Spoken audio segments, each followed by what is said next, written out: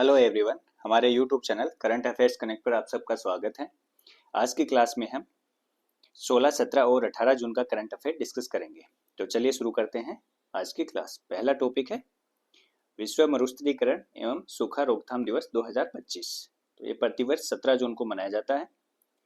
कब मनाया जाता है? 17 जून को विश्व मरुस्थलीकरण एवं सूखा रोकथाम दिवस। ठीक है। और इस बार इसकी थीम थी भूमि को पुनः स्थापित करें, अवसरों को अनलॉक करें, restore the land, unlock the opportunities. ठीक है। और वर्ष 1994 में संयुक्त राष्ट्र महासभा ने मरुस्थलीकरण से निपटने के लिए संयुक्त राष्ट्र सम्मेलन की स्थापना की थी। यूएनसीसीडी की स्थापना की गई थी 1994 में संयुक्त राष्ट्र महासभा के द्वारा। ठीक है। जो यूएनसीसीडी है वो पर्यावरण और विकास को स्थायी भूमि प्रबंधन से जोड़ने वाला एकमात्र कानूनी रूप से बाध्यकारी अंतर्राष्ट्रीय समझौता है। ठीक है। और संयुक्त राष्ट्र महासभा द्वारा इसी दिन 1994 में 17 जून को विश्व मरुस्थलीकरण एवं सूखा रोकथाम दिवस भी घोषित किया गया था। मरुस्थलीकरण के विरुद्ध लड़ाई के लिए संयुक्त राष्ट्र का जो दशक है वो कौन सा दशक डिक्लेयर किया संयुक्त राष्ट्र ने? तो 2000 से 10 से 20 के दशक को संयुक्त राष्ट्र ने मरुस्थलीकरण के विरुद्ध लड़ाई के लिए संयुक्त राष्ट्र दशक घोषित किया है। ठीक है। नेक्स्ट है भारतीय वानिकी अनुसंधान एवं शिक्षा परिषद। ठीक है। तो इसके द्वारा भारतीय वानिकी एवं अनुसंधान शिक्षा परिषद शुष्क वन अनुसंधान संस्थान ICFRE AFRI जोधपुर में एक दिवसीय राष्ट्रीय कार्यशाला का आयोजन विश्व के अवसर पर किया गया। ठीक है। विश्व मरुस्थलीकरण एवं सूखा रोकथाम दिवस पर। अगला है समयोग कार्यक्रम। ये कहाँ हुआ है? तो ये 16 जून को राष्ट्रीय सोआ रिगपा संस्थान लेह में आयोजित हुआ है।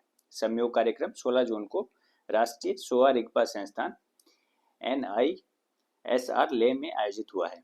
ठीक है। और ये अंतर्राष्ट्रीय योग दिवस 2025 के हिस्से के रूप में आयोजित किए जा रहे 10 प्रमुख कार्यक्रमों में से एक है। ठीक है। तो अंतर्राष्ट्रीय योग दिवस के जो 10 प्रमुख कार्यक्रम है उनमें से एक है समयोग कार्यक्रम।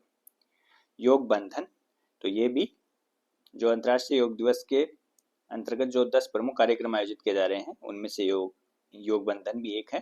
ठीक है। और इसको भारत सरकार के आयुष मंत्रालय के अंतर्गत मोरारजी देसाई राष्ट्रीय योग संस्थान नई दिल्ली द्वारा 17 जून को अंतर्राष्ट्रीय योग दिवस समारोह के हिस्से के रूप में आयोजित किया गया। किसके द्वारा? मोरारजी देसाई राष्ट्रीय योग संस्थान के द्वारा। ठीक है। ये नई दिल्ली में स्थित है। नेक्स्ट है फ्री स्पेस क्वांटम सुरक्षित संचार। तो IIT दिल्ली परिसर में स्थापित एक फ्री स्पेस ऑप्टिकल लिंक के जरिए 1 किलोमीटर से अधिक की दूरी पर क्वांटम एंटेंगलमेंट का उपयोग करके फ्री स्पेस क्वांटम सुरक्षित संचार को प्राप्त किया गया। कहां पर किया गया यह प्रयोग? IIT दिल्ली में।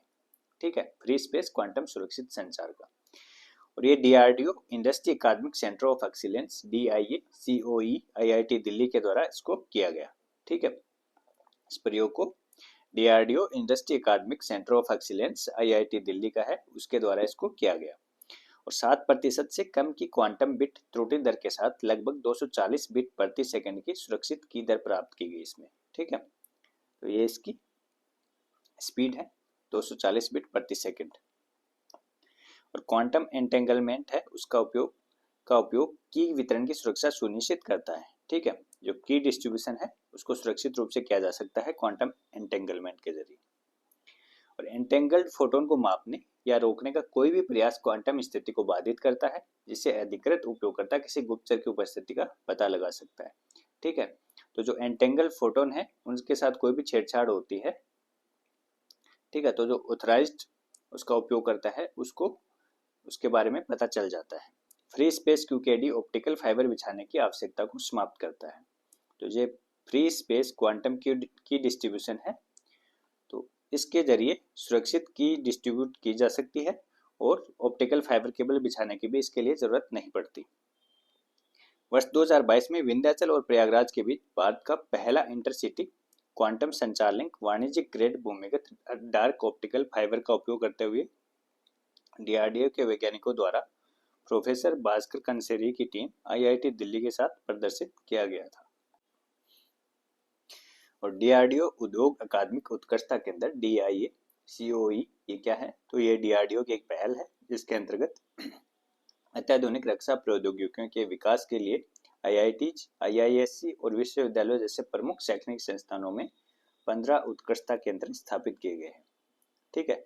कितने सेंटर ऑफ एक्सीलेंस स्थापित किए गए हैं? 15। ठीक है। नेक्स्ट है अचल। तो अचल है वो भारतीय तटरक्षक बल, इंडियन कोस्ट गार्ड के लिए निर्मित 8 जहाजों की श्रृंखला में 5वां फास्ट पेट्रोल वेसल है। ठीक है। तो इंडियन कोस्ट गार्ड के लिए 8 जहाज बनाए जा रहे हैं, फास्ट पेट्रोल वेसल बनाए जा रहे हैं, उनमें से ये 5वां है अचल। और 16 जून को गोवा में औपचारिक रूप से इसका जलावतरण हुआ और इसका निर्माण है वो गोवा शिपयार्ड लिमिटेड द्वारा किया गया है। गोवा शिपयार्ड लिमिटेड ने इसको बनाया है, GSL ने। ठीक है। और अमेरिकी शिपिंग ब्यूरो और भारतीय शिपिंग रजिस्टर के कड़े दोहरे श्रेणी प्रमाणन के तहत इसको डिजाइन और निर्मित किया गया है। इसमें 60% से अधिक स्वदेशी सामग्री का उपयोग किया गया है और इसकी लंबाई है वो 52 मीटर है और चौड़ाई 8 मीटर और विस्थापन 320 टन है। तो एचएल की लंबाई 52 मीटर, चौड़ाई 8 मीटर और विस्थापन है 320 टन है। ये CPP कंट्रोलेबल पिच प्रोपेलर्स आधारित प्रणोदन प्रणाली द्वारा संचालित ये पोत 27 समुद्री मील की अधिकतम गति तक पहुंच सकता है। ठीक है। तो इसकी अधिकतम गति है 27 समुद्री मील और इसका उपयोग है वो सुरक्षा, निगरानी, नियंत्रण और पर्यवेक्षण अपतटीय संपत्तियों और द्वीप क्षेत्रों की सुरक्षा के लिए किया जाएगा। अगला है इंटरनेशनल बिग कैट अलायंस की पहली बैठक। तो जो IBCA है उसकी पहली बैठक हुई है, तो 16 जून को नई दिल्ली में उसका आयोजन हुआ है। तो इंटरनेशनल बिग कैट अलायंस की पहली बैठक कहाँ आयोजित हुई है? नई दिल्ली में 16 जून को। ठीक है। और इसकी अध्यक्षता है वो भारत के पर्यावरण, वन एवं जलवायु परिवर्तन मंत्री भूपेंद्र यादव के द्वारा की गई। ठीक है। और इस बैठक में सर्वसम्मति से भूपेंद्र यादव को IBCA के अध्यक्ष और महानिदेशक के रूप में नियुक्त किया गया। उनकी नियुक्ति को अनुमोदन दिया गया है। ठीक है। तो इंटरनेशनल बिग कैट अलायंस का अध्यक्ष किसको बनाया गया है? भूपेंद्र यादव को अध्यक्ष और महानिदेशक। ठीक है। भूपेंद्र यादव को बनाया गया है और भूपेंद्र यादव हैं भारत के पर्यावरण, वन एवं जलवायु परिवर्तन मंत्री हैं। ठीक है।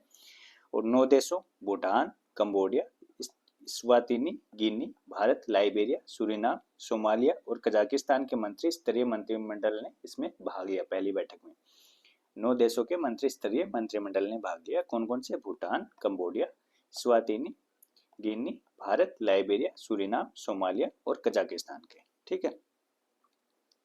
और भारत सरकार द्वारा बनाया गया international big cat alliance IBCA एक 95 रेंज देशों का एक गठबंधन है।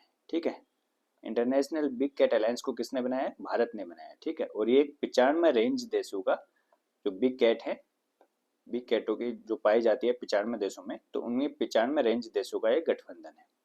इसकी स्थापना भारत सरकार द्वारा नोडल संगठन राष्ट्रीय बाघ संरक्षण प्राधिकरण, पर्यावरण, वन और जलवायु परिवर्तन मंत्रालय के माध्यम से दिनांक 12 मार्च 2024 के आदेश के तहत की गई है। और इसका मुख्यालय है वो कहाँ पर है? भारत में हुआ। ठीक है।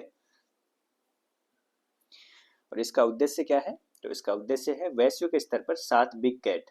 7 बिग कैट कौन कौन से हैं? बाघ, शेर, तेंदुआ, हिम तेंदुआ, चीता, जगुआर और प्यूमा के संरक्षण के साझा लक्ष्य को प्राप्त करने के लिए सफल संरक्षण प्रणालियों और विशेषज्ञता को समेकित करते हुए रेंज देशों और अन्य हितधारकों के बीच सहयोग और तालमेल को सुविधाजनक बनाना इसका उद्देश्य है।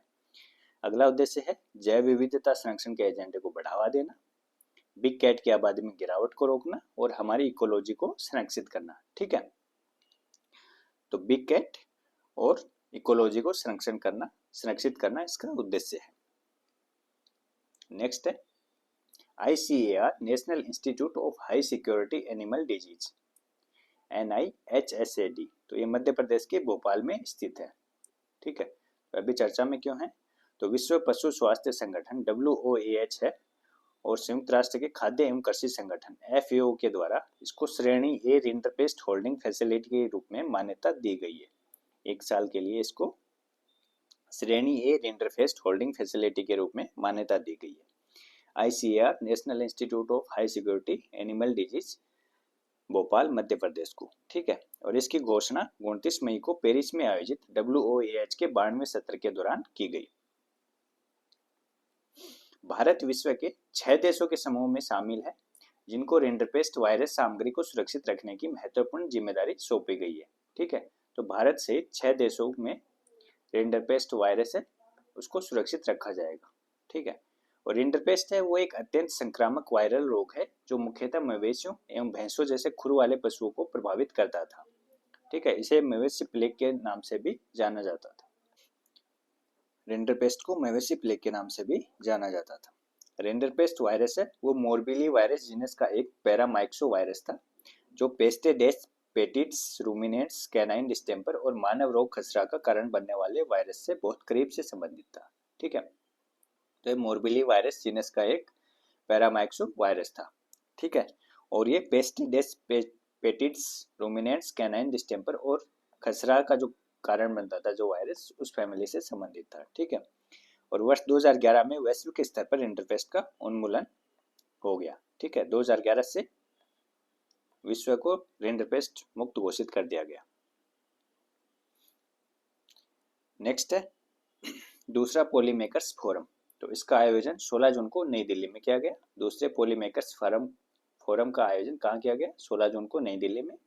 और भारत फार्माकोपिया आयोग द्वारा भारत सरकार के स्वास्थ्य एवं परिवार कल्याण मंत्रालय के तत्वाधान में विदेश मंत्रालय और भारत की प्रमुख किफायती दवा पहल प्रधानमंत्री भारतीय जन औषधि परियोजना के सहयोग से इसका आयोजन किया गया। किसके द्वारा? भारतीय फार्माकोपिया आयोग, उसके द्वारा भारत सरकार के स्वास्थ्य एवं परिवार कल्याण मंत्रालय के तत्वाधान में विदेश मंत्रालय और भारत की प्रमुख किफायती दवा पहल प्रधानमंत्री भारतीय जन औषधि परियोजना के सहयोग से। ठीक है, 16 जून को नई दिल्ली में इसका आयोजन किया गया। इसमें 24 देशों के नीति निर्माताओं और दवा नियामकों के एक अंतर्राष्ट्रीय प्रतिनिधिमंडल की भागीदारी रही। 24 देशों के प्रतिनिधियों ने इसमें हिस्सा लिया और वर्तमान में दुनिया के 15 देश हैं वो भारतीय फार्माकोपिया को एक book of standard for drugs के रूप में मान्यता देते हैं। ठीक है, कितने देश? 15 देश भारतीय फार्माकोपिया है उसको एक book of standard for drugs के रूप में मान्यता देते हैं। और क्यूबा है वो हाल ही में भारतीय फार्माकोपिया को मान्यता देने वाला 15वां देश बना है। टोटल 15 देश हैं, उनमें 15वां देश है क्यूबा जिसने हाल ही में भारतीय फार्माकोपिया को एक book of standard for drugs के रूप में मान्यता दी। अगला है धरती आबा जन भागीदारी अभियान। तो भारत सरकार के जनजातीय कार्य मंत्रालय मिनिस्ट्री ऑफ ट्राइबल अफेयर्स द्वारा प्रारंभ देश का सबसे बड़ा जनजातीय सशक्तिकरण और लाभ संतृप्ति कार्यक्रम है। धरती आबा जन भागीदारी अभियान क्या है? तो ये भारत सरकार के जनजातीय कार्य मंत्रालय द्वारा चलाया गया अभियान है जो देश का सबसे बड़ा जनजातीय सशक्तिकरण और लाभ संतृप्ति कार्यक्रम है। ठीक है, और इसका संचालन 15 से 30 जून तक किया गया और इसके अंतर्गत 549 आदिवासी बहुल जिलों और 207 विशेष रूप से कमजोर आदिवासी समूह बहुल जिलों के लगभग 1 लाख से अधिक गांव और बस्तियां कवर की गई है। ठीक है, तो 549 तो आदिवासी बहुल जिले हैं और 207 हैं वो पीवीटीज बहुल जिले हैं और इन दोनों के लगभग 1 लाख से अधिक गांव और बस्तियां कवर की गई है। ठीक है, इसका आयोजन है ये जनजातीय गौरव वर्ष के तहत एक प्रमुख पहल है। ठीक है, तो जनजातीय गौरव वर्ष के तहत इसका आयोजन किया गया है और पीएम जनमन और धरती आबा जनजातीय ग्राम उत्कर्ष अभियान के व्यापक ढांचे के तहत इसको संचालित किया गया है इस कार्यक्रम को। ठीक है, और जिला प्रशासन के माध्यम से जमीनी स्तर पर विभिन्न हितधारकों को शामिल करते हुए डोर स्टेप आउटरीच की शुरुआत की गई है। तो ये एक तरह की डोर स्टेप आउटरीच है। इसमें क्या है कि जो सरकार के कार्यक्रम और योजनाएं हैं उनको आदिवासियों के दरवाजे पर उपलब्ध करवाया जाता है। ठीक है, तो गांव और बस्ती स्तर पर लाभ संतृप्ति शिविर का आयोजन किया गया इसके अंतर्गत और इसमें आधार कार्ड नामांकन और अपडेट, आयुष्मान भारत स्वास्थ्य कार्ड जारी करना, जन धन बैंक खाते खोलना, पीएम किसान योजना का नामांकन, पेंशन योजना नामांकन, छात्रवृत्ति, बीमा योजनाएं, कौशल प्रशिक्षण, आजीविका कार्यक्रम नामांकन, ये सब इसमें किए गए। ये जो गतिविधियां हैं ये इस अभियान के अंतर्गत की गई। ठीक है, और इसके डाजा के धरती आबा जन भागीदारी अभियान डाजा है, इसके 5 स्तंभ हैं। इसके 5 स्तंभ हैं। ठीक है, तो डाजा के 5 स्तंभ हैं। उनमें पहला है जन भागीदारी।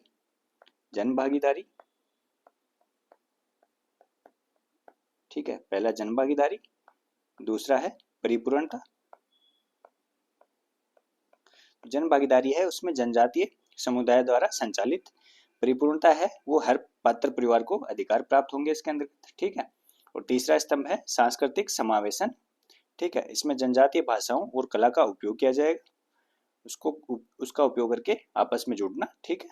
चौथा है अभिसरण और पांचवा है अंतिम मील वितरण, तो सेवाओं के साथ दूर दराज के इलाकों तक पहुंचना। ये इसके 5 स्तंभ है: जन भागीदारी, परिपूर्णता, सांस्कृतिक समावेशन, अभिसरण अभिसरण चौथा है, और पांचवा है अंतिम मील वितरण। तो ये डाजा के 5 स्तंभ हैं। ठीक है। नेक्स्ट है चीफ्स चिंतन। तो चीफ्स चिंतन कहाँ आयोजित हुआ है? तो ये 17 से 18 जून को नई दिल्ली में इसका आयोजन हुआ है। 17-18 जून को नई दिल्ली में चीफ्स चिंतन का आयोजन हुआ है। और ये क्या है? तो ये चीफ्स चिंतन है, वो थल सेना अध्यक्ष जनरल उपेंद्र द्विवेदी और पूर्व सेना प्रमुखों का 2 दिवसीय विचार विमर्श कार्यक्रम है। ठीक है। जो वर्तमान सेना प्रमुख हैं उपेंद्र द्विवेदी और जो पूर्व सेना प्रमुख हैं उनका 2 दिवसीय विचार विमर्श कार्यक्रम है चीफ्स चिंतन, और ये 17 से 18 जून को नई दिल्ली में आयोजित हुआ है। इसका उद्देश्य पूर्व सेना प्रमुखों के साथ संस्थागत अनुभव और ज्ञान का लाभ उठाने के लिए एक मंच प्रदान करना है। ठीक है। तो जो पूर्व सेना प्रमुख हैं उनके अनुभवों का लाभ उठाना इसका उद्देश्य है। अगला है साइबर सुरक्षा। तो ये 16 से 27 जून तक आयोजित एक बहुचरणीय साइबर सुरक्षा अभ्यास है। 16 से 27 जून तक आयोजित एक बहुचरणीय साइबर सुरक्षा अभ्यास है, साइबर सुरक्षा। और ये हेडक्वार्टर इंटीग्रेटेड डिफेंस स्टाफ के तत्वावधान में डिफेंस साइबर एजेंसी द्वारा इसको आयोजित किया गया। किसके द्वारा? Defence cyber agency. ठीक है। हेडक्वार्टर इंटीग्रेटेड डिफेंस स्टाफ के तत्वावधान में डिफेंस साइबर एजेंसी द्वारा इसका आयोजन हुआ है। नेक्स्ट है राज्यों और केंद्र शासित प्रदेशों के राहत आयुक्तों और आपदा मोचन बलों का वार्षिक सम्मेलन। इसका आयोजन है वो 16 से 17 जून को नई दिल्ली में हुआ है। राज्यों और केंद्र शासित प्रदेशों के राहत आयुक्तों और आपदा मोचन बलों का वार्षिक सम्मेलन 16 से 17 जून को नई दिल्ली में आयोजित किया गया है, और इसका आयोजन भारत सरकार के गृह मंत्रालय द्वारा किया गया है। केंद्रीय गृह मंत्री अमित शाह द्वारा आपदा प्रबंधन एजेंसियों की गति और सटीकता में सुधार के लिए 3 तकनीकी प्लेटफॉर्म्स, आपातकालीन प्रतिक्रिया के लिए एकीकृत नियंत्रण कक्ष ICR-ER और आपातकालीन प्रबंधन लाइट 2.0 के लिए राष्ट्रीय डेटाबेस, और असम के लिए बाढ़ खतरा क्षेत्रीकरण atlas, flood hazard zonation atlas of Assam का शुभारंभ किया गया। ये 3 पहल हैं, इसका शुभारंभ किया गया गृह मंत्री अमित शाह द्वारा इस अवसर पर। ठीक है। नेक्स्ट है भारत का सबसे बड़ा automobile Gati Shakti multi modal cargo terminal. तो ये हरियाणा के मानेसर स्थित मारुति सुजुकी इंडिया लिमिटेड में स्थापित किया गया है। तो भारत का सबसे बड़ा automobile Gati Shakti multi modal cargo terminal है, वो कहाँ स्थापित हुआ है?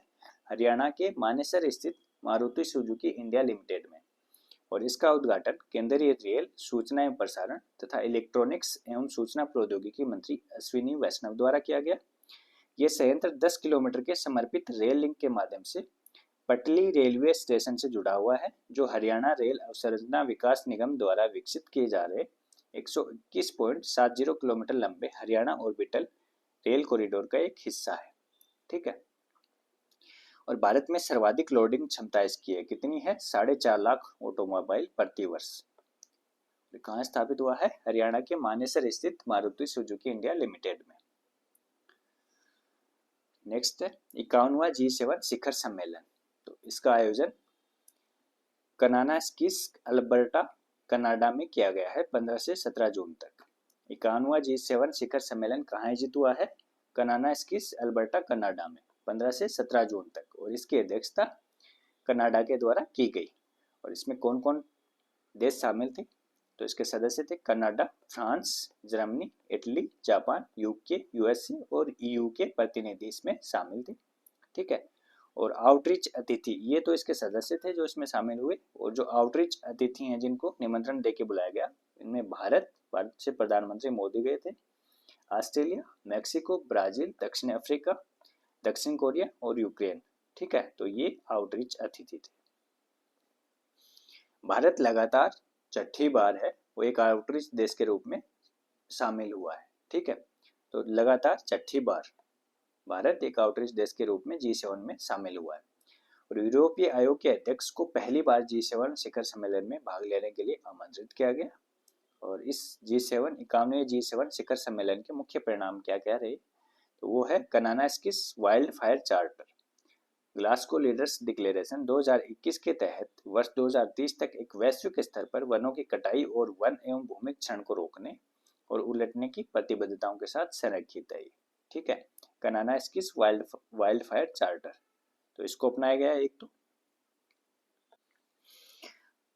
G7 critical minerals action plan का शुभारंभ, तो वर्ष 2023 में जापान के G7 प्रेसिडेंसी के दौरान स्थापित महत्वपूर्ण खनिज सुरक्षा के लिए 5 सूत्री योजना पर आधारित है G7 critical minerals action plan, इसका भी शुभारंभ किया गया। ठीक है, और G7 GOVAI ग्रांड चैलेंज, ठीक है, इसका भी शुभारंभ किया गया। कनाडा द्वारा सार्वजनिक क्षेत्र के भीतर AI को अपनाने में प्रमुख बाधाओं को संबोधित करते हुए अभिनव स्केलेबल समाधानों को डिजाइन करने के लिए रैपिड सॉल्यूशन लैब्स की एक श्रृंखला की मेजबानी की गई। ठीक है, तो ये इसके अंतर्गत महत्वपूर्ण जो निर्णय लिए गए थे वो थे। G7 के बारे में देख लेते हैं। तो G7 ग्रुप ऑफ 7 है, वो विश्व की 7 उन्नत अर्थव्यवस्थाओं और यूरोपीय संघ का एक अनौपचारिक समूह है। इसकी स्थापना 1975 में ऊर्जा संकट के जवाब में हुई थी। France, Germany, Italy, Japan, United kingdom और संयुक्त राज्य अमेरिका ने मिलकर के G6 का गठन किया था 1975 के ऊर्जा संकट के दौरान। ठीक है, और 1976 में इसमें कनाडा भी शामिल हो गया, तो ये G6 से G7 हो गया, G6 से ये G7 हो गया। 1998 में रूस को भी इसको शामिल कर लिया गया, रूस को भी इसमें। उसके बाद में ये अस्थायी रूप से G8 बन गया। ठीक है, G8 हो गया ये। ठीक है, 2014 में यह समूह G7 प्रारूप में वापस आ गया, क्योंकि रूस को इससे बाहर कर दिया गया। ठीक है, क्रीमिया को रूस में मिलाने के बाद रूस को इससे बाहर कर दिया गया। ठीक है, तो ये वर्तमान स्वरूप में भी G7 ही है। नेक्स्ट है SIPRI yearbook 2025। Stockholm international peace research institute SIPRI की वार्षिक रिपोर्ट है सिप्री ईयरबुक 2025, और इसके प्रमुख निष्कर्ष क्या क्या है। जनवरी 2025 तक वैश्विक परमाणु हथियारों की संख्या लगभग 12,121 थी। टोटल परमाणु हथियार दुनिया में कितने हैं? 12,121। इनमें से 9,585 सैन्य भंडार में उपयोग के लिए तैयार थे। ठीक है, ये रेडी टू यूज वाली कंडीशन में थे 9,585। और रूस है वो सर्वाधिक परमाणु हथियार रूस के पास है 5,459। दूसरे नंबर पर अमेरिका है, उसके पास 5,177 है। ठीक है, और इन दोनों के पास मिलाकर के दुनिया का लगभग 90% हिस्सा परमाणु हथियारों का इन दो देशों के पास है, रूस और अमेरिका के पास। चीन के पास कम से कम 600 परमाणु हथियार हैं। चीन के पास 600 हैं। वर्ष 2023 से प्रतिवर्ष लगभग 100 हथियारों की वृद्धि हो रही है। ठीक है, तो चीन अपने परमाणु जखीरे में लगातार वृद्धि कर रहा है। भारत के पास 180 हैं, 2024 में 172 थे। ठीक है, तो भारत के पास भी 8 परमाणु हथियारों की वृद्धि हुई है। पाकिस्तान के पास 170 है, और अनुमानित वैश्विक सैन्य व्यय है वो वर्ष 2024 में लगातार 10वें वर्ष बढ़ करके $2.70 ट्रिलियन तक पहुंच गया है, जो वैश्विक सकल घरेलू उत्पाद GDP का 2.5% है। ठीक है, तो जो 2.5% सैन्य व्यय होता है GDP का पूरे विश्व में। ठीक है, और शीर्ष 5 हथियार आपूर्तिकर्ता देश कौन कौन से हैं? कुल निर्यात में इनकी 71% की हिस्सेदारी है इन 5 देशों की, शीर्ष 5 हथियार आपूर्तिकर्ता देशों की। पहले नंबर पर है अमेरिका, दूसरे पे फ्रांस, तीसरे पे रूस, चौथे पे चीन और 5वें पे जर्मनी। इन पांचों की वैश्विक हथियार निर्यात में 71% हिस्सेदारी है। ठीक है, ये विश्व के शीर्ष 5 हथियार आपूर्तिकर्ता देश हैं। और शीर्ष 5 हथियार आयातक देश कौन से हैं? तो ये हैं पहले नंबर पर यूक्रेन, दूसरे नंबर पर भारत। भारत विश्व का दूसरा सबसे बड़ा हथियार आयातक देश है। तीसरे नंबर पर है कतर, चौथे पे सऊदी अरब और 5वें पे पाकिस्तान। और इन पांचों देशों की टोटल हथियार आयात में 35% की हिस्सेदारी है। ठीक है, तो सबसे ज्यादा हथियार आयात किए हैं यूक्रेन ने, दूसरे नंबर पर भारत, तीसरे पे कतर, चौथे पे सऊदी अरब और 5वें पे पाकिस्तान। नेक्स्ट है प्रधानमंत्री नरेंद्र मोदी की साइप्रस, कनाडा और क्रोएशिया की यात्रा। तो नरेंद्र मोदी हैं भारत के प्रधानमंत्री, वो 15 से 18 जून तक इन 3 देशों की यात्रा पर रहे, साइप्रस, कनाडा और क्रोएशिया की यात्रा पर। तो साइप्रस के यात्रा के दौरान जो साइप्रस के राष्ट्रपति हैं निकोस क्रिस्टोडोलिडेस, उनके द्वारा प्रधानमंत्री नरेंद्र मोदी को साइप्रस का सर्वोच्च नागरिक सम्मान Grand Cross of the Order of Makarios third प्रदान किया गया। ठीक है, तो किस देश के द्वारा दिया गया सर्वोच्च सम्मान? साइप्रस के द्वारा। और इसका नाम क्या है? Grand Cross of the Order of Makarios third. ये साइप्रस का सर्वोच्च नागरिक सम्मान है जो प्रधानमंत्री नरेंद्र मोदी को दिया गया। नरेंद्र मोदी हैं वो साइप्रस जाने वाले तीसरे भारतीय प्रधानमंत्री हैं। और प्रधानमंत्री नरेंद्र मोदी वो कनाडा की यात्रा पर थे, तो उस दौरान उन्होंने G7 सम्मेलन में भी हिस्सा लिया। ठीक है, अभी हमने पढ़ा था कनाडा एल्बर्टा, कनाडा में इसका आयोजन हुआ था G7 सम्मेलन का। तो मोदी ने भी, प्रधानमंत्री मोदी ने भी इसमें भाग लिया था। और क्रोएशिया का दौरा करने वाले, तो क्रोएशिया के दौरे पर गए थे वो, तो क्रोएशिया का दौरा करने वाले पहले भारतीय प्रधानमंत्री हैं नरेंद्र मोदी। और प्रधानमंत्री क्रोएशिया जो प्रधानमंत्री हैं आंद्रेज प्लेंकोविच और राष्ट्रपति जोरान मिलनोविच के साथ विचार विमर्श किया। द्विपक्षीय बैठक हुई थी क्रोएशिया और भारत के प्रधानमंत्रियों के बीच में। ठीक है, और जो क्रोएशिया का जाग्रेब विश्वविद्यालय है उसमें ICCR हिंदी चेयर की स्थापना का भी एक समझौता इस यात्रा के दौरान हुआ है। ठीक है, कहाँ पर? जाग्रेब विश्वविद्यालय में ICC हिंदी चेयर की स्थापना का समझौता। और वर्ष 2026 से 30 के लिए सांस्कृतिक आदान प्रदान कार्यक्रम के लिए भी एक समझौता हुआ है भारत और क्रोएशिया के मध्य। और वर्ष 2025 से 29 की अवधि के लिए दोनों देशों से संबंधित मंत्रालयों के बीच विज्ञान और प्रौद्योगिकी के क्षेत्र में सहयोग कार्यक्रम के लिए समझौता हुआ है। तो क्रोएशिया यात्रा के दौरान ये 3 महत्वपूर्ण समझौते हुए हैं। एक तो जाग्रेब विश्वविद्यालय क्रोएशिया में है वो ICCR हिंदी चेयर की स्थापना, दूसरा 2026 से 30 के लिए सांस्कृतिक आदान प्रदान कार्यक्रम के लिए समझौता, और तीसरा वर्ष 2025 से 29 की अवधि के लिए दोनों देशों के बीच विज्ञान और प्रौद्योगिकी के क्षेत्र में सहयोग कार्यक्रम के लिए समझौता। अगला है पोर्टोला का भारत। पोर्टोला का भारत, तो पोर्टोला का भारत क्या है?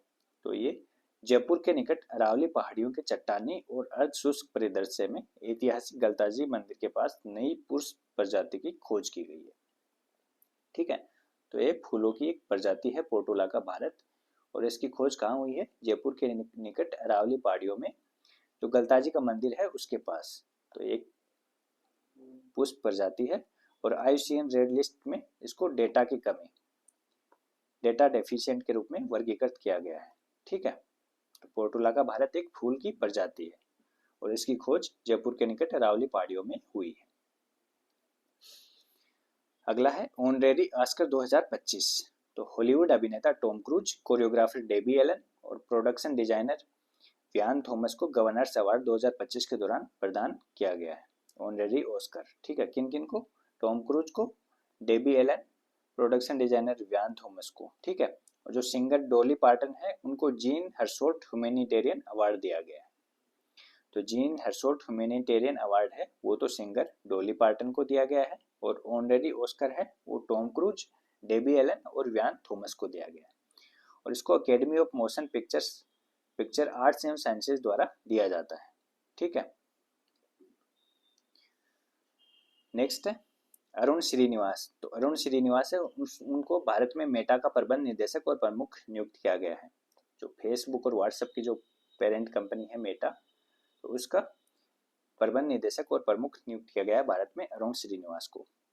ब्लेंज मेट्रेवली, तो ब्लेंज मेट्रेवली है वो ब्रिटेन की सीक्रेट इंटेलिजेंस सर्विस जो उसको MI6 बोलते हैं, तो ये उसकी प्रथम महिला प्रमुख नियुक्त हुई है ब्लेंज मेट्रेवली। ठीक है, नेक्स्ट है आर्मेंड डुप्लांटिस।